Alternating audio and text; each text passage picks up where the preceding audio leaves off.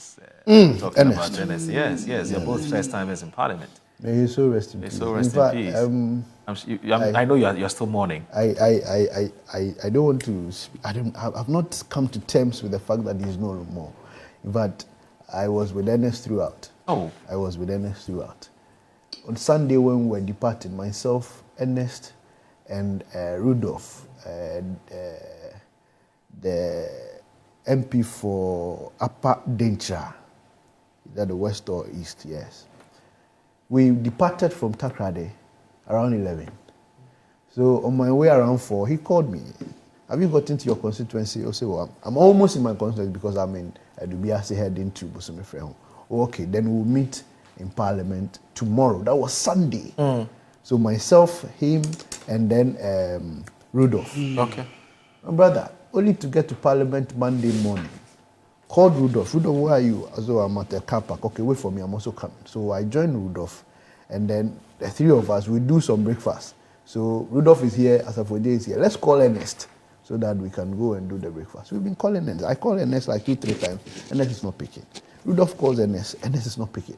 Then Rudolph like, oh, Honorable Ida, MP for Yesu, I've missed her call. Let me check because Ida is also a good friend to Ernest. Let me check. So it was Ida who confirmed to us that morning, standing at the car park, that Ernest is no more. How? I mean, how? How? It's a difficult one. How?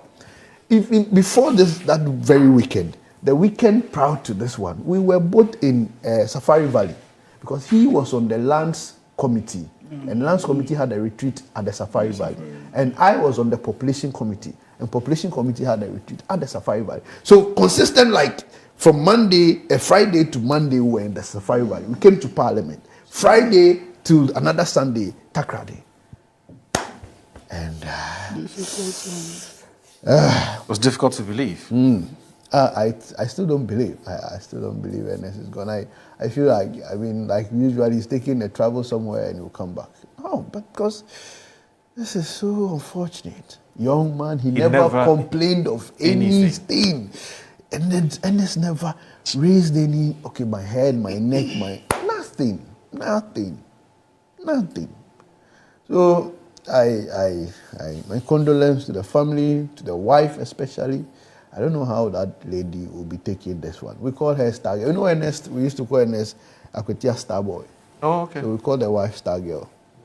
I don't know how she's going to take this, but... How did he come by the name Star Boy? Well, you see, when you are a promising young man and you are coming from a place people largely do not expect such a product, such a promising thing to come from there, you become a star.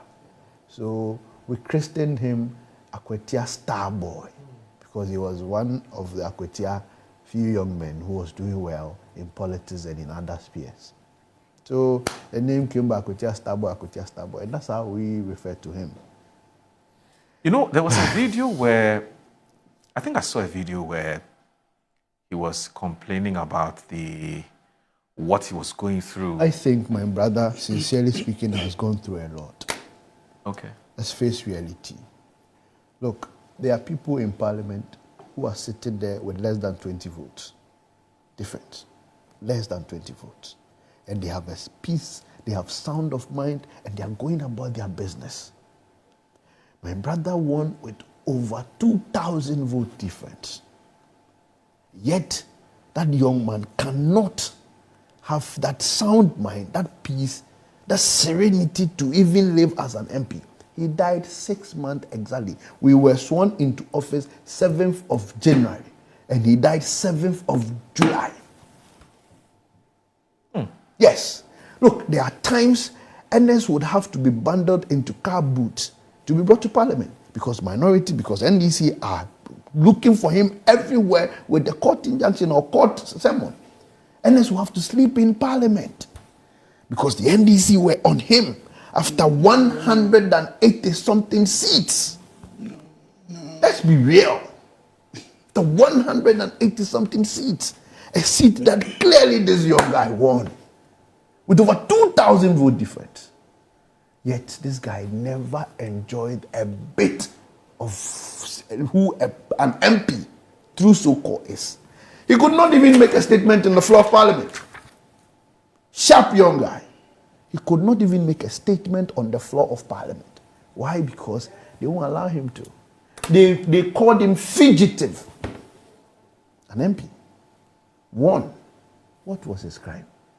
Every day, Ernest is in court, spending. Asafo-Adjei, I'm going to bank. My lawyer say this. Today we are going here. Tomorrow we are going here. Every day, virtually all the salary Ernest got was used to pay lawyers. What was his crime? Just to serve the good people of Akwatia, represent them in Parliament, make laws for the country. That was his crime. So I share in his frustration that day when he was saying that at the studio. I share in his frustration. He never enjoyed a bit of who an MP was. So, tell me you are not coded in your bread. And it's sad. No, but sad. No, you know, we share in the pain of the family. I think that as human as we are, I mean, and we will not sit down and say that what he went through, he deserved it or whatever of the sort. But you will agree with me that it will not be a good place to say that it's the NDC that is responsible for his frustrations. We live in a country of law and order. The NPP has gone to court on several issues over and now. In fact, people even went to jail, you know, because they were parliamentarians not so placed, especially in terms of identity and citizenship. So it's unfortunate it has happened, but this cannot be the doing of the NDC.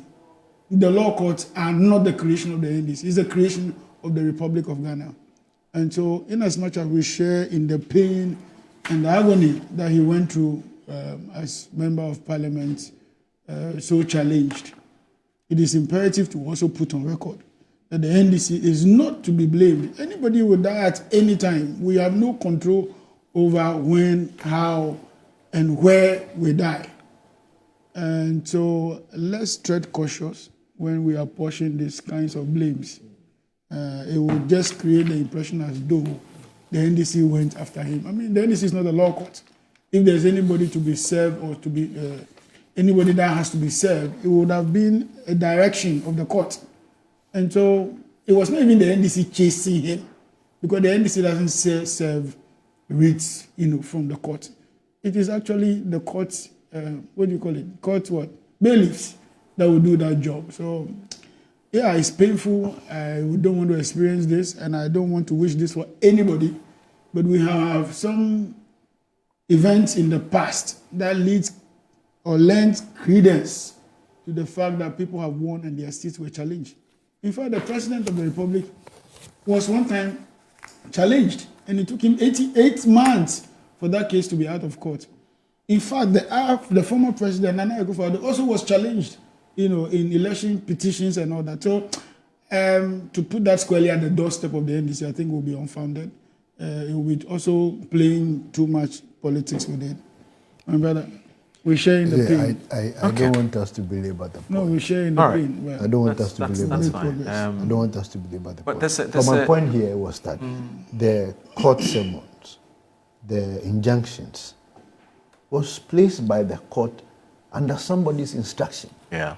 The court won't just wake up and place summons or give injunctions. Somebody will go there. And who went there? That is the point you say you don't want us to. Yeah, so let us not belabor the point. Okay, that's fine. That's fine.